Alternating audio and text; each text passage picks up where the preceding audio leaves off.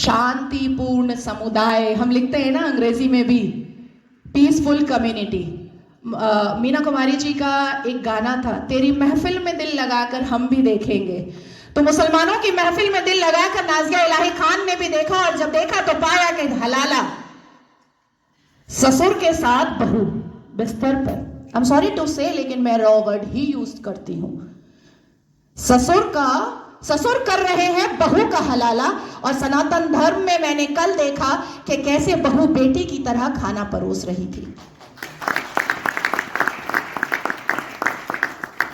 मुसलमानों की महफिल में दिल लगाकर मैंने भी देखा तो पाया पॉलीगेमी, एक मर्द और 4 सेक्स टॉय, और अनुमति तो 11 की, कि 11 महिलाओं को एक बिस्तर पर लेकर के आराम से अपने सेक्सुअल डिजायर्स को पूरा करो।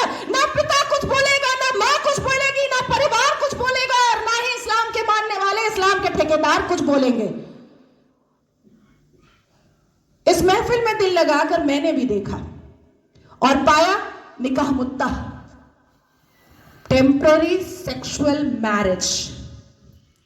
कुछ समय के लिए एक शादी में गई, एक आयोजन में गई, कोई लड़की मुसलमान बेटी, और वहां पर किसी शादीशुदा अधेड़ मर्द को एक चहचहाती हुई, एक उछलती कूदती हुई मुसलमान बेटी पसंद आ गई, और कह दिया अब्बा जान को कि ये लो 5 लाख रुपए और 1 हफ्ते के लिए अपनी बेटी दे देना।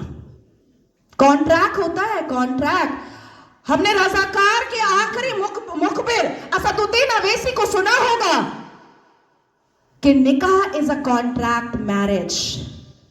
हमारा विवाह नहीं होता, हम 7 वचन नहीं लेते, ना आगे पति फेरे लेता है, ना पीछे पत्नी फेरे लेती है।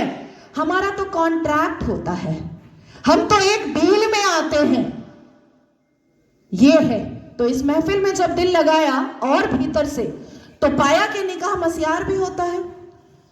निकाह मस्यार कैसा होता है कि 1 लाख रुपए पर 1 महीना लड़की रहेगी, और सुबह किस वक्त कौन सा सूरज निकलेगा और शौहर छोड़ करके भाग जाएगा, पलटकर पूछना नहीं है, क्योंकि मस्यार निकाह में है कि तुम कहां भागे हो ये जानना नहीं है।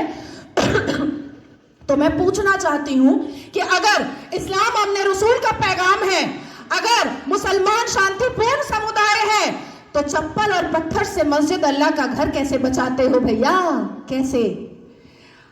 1947 से मुसलमानों ने अपने एक्टिविटी से, अपने बिहेवियर से ये लोगों को बताया है कि ये कोई अमने रसूल नहीं है, ये प्रॉफिट मोहम्मद सल्लल्लाहु अलैहि वसल्लम के फॉलोअर तो नहीं है, ये औरंगजेब के ठरकजेब हैं, ये मुगले आजम के जाहिले आजम हैं। बस इतना ही है इनका परिचय, इसके अलावा इनका परिचय कुछ भी नहीं है। शिक्षा बोलो नहीं लेंगे, इंसान बनने बोलो नहीं बनेंगे, कुछ पढ़ने बोलो नहीं पढ़ेंगे, कुछ करने बोलो नहीं करेंगे, लेकिन रेप करने बोलो तुरंत करेंगे, लव जिहाद करने बोलो तुरंत करेंगे, बम गोली बारूद फेंकने बोलो तुरंत फेंकेंगे, आतंक मचाने बोलो तुरंत मचाएंगे। आखिर क्या है इस समुदाय में, जो एक समुदाय पूरे दुनिया के सारे धर्म वालों को परेशान करके रखा है? आखिर क्या है राज उस आसमानी किताब का, उस अल कुरान का राज क्या है, जो मदरसों के अंदर छुप कर पढ़ाया जाता है, जो मजार के अंदर छुप कर करवाया जाता है, जो मस्जिदों के अंदर छुप कर सुनाया जाता है, जो घरों के अंदर तरबियत और तालीम में बताया जाता है? क्या है उसका राज?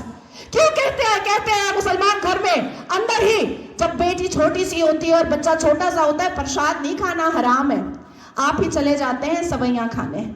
हमें बताया जाता है प्रसाद नहीं खाना हराम है, हमें बताया जाता है मंदिर के सामने खड़े नहीं होना, अल्लाह नाराज हो जाएगा, हमें बताया जाता है कि हिंदुओं के घर का पानी ना पीना, अल्लाह नाराज हो जाएगा, हमें बताया जाता है कि अपने जीवन साथी के लिए हिंदुओं को कभी मत चुनना, नहीं तो घर से, परिवार से बेदखल कर दी जाओगी।